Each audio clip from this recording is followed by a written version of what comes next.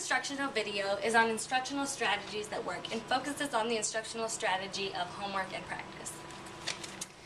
Using homework effectively in the classroom is extremely important in order for a student to be successful with their homework and for a teacher to use it in a way that benefits the students. It's very obvious, it seems, but it's very important that high school students' homework amount is a lot greater than elementary students, with junior high being in the middle. That's including the time spent on homework each night and the amount of homework given. The purpose of homework needs to be clearly stated for both the parents and the students. Especially in younger grades, the parents need to be aware of why homework is given each night. Parents should also understand their role in completing this, or in a child's homework. Basically, a parent should not be involved at all in the process of completing the homework. The parent should just be there to facilitate the learning, making sure the student's on task and getting the work done. And if the child needs help, then a parent can be there to assist that child, just not completing the answer for them, so the child can benefit. Also, homework should be commented on in some format. It's so important that when homework is given and turned in, that children receive feedback on their homework, whether they did it correct or incorrect, and how it was completed, if it was well done, or if it needs work.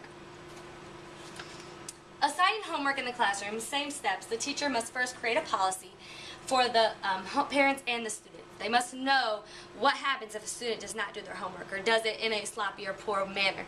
They must know the repercussions for not completing it. Also, the teachers must explain the purpose of the homework to the parents and the students so the students understand why they're doing it and don't just think the teachers are trying to waste their time after school, but yet there's a purpose for it. And finally, teachers must provide quick feedback in a various approach.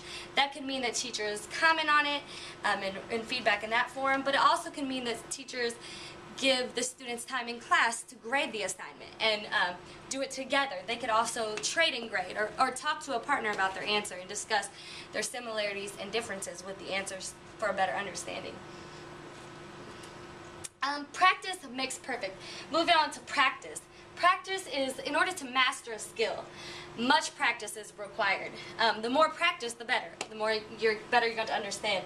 And students can use practice to improve their understanding and to gain more knowledge about what they've already learned. The more they practice, the more concrete knowledge they will have and understanding.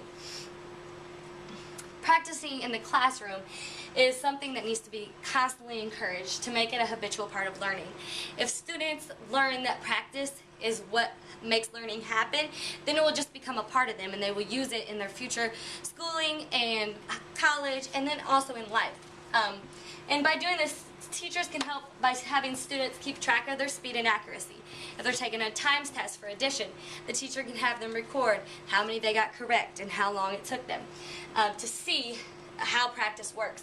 Also, practice can work on a specific task. Instead of focusing on a broad subject like multiplying, they can break it down to multiplying by nines and multiplying doubles in that regards.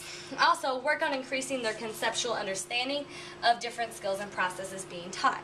By practicing and practicing, the students' overall conceptual knowledge will grow and they will show great progress. This is an example of a homework packet assigned in my class. It is very clear. It has the expectations written for both the parent and the student to see. It has what they're supposed to do and how they can complete it. And then when you open up inside, it gives the assignment right in order. The students are aware of when it is due, when it is expected to be completed, and what they need to do to receive full credit.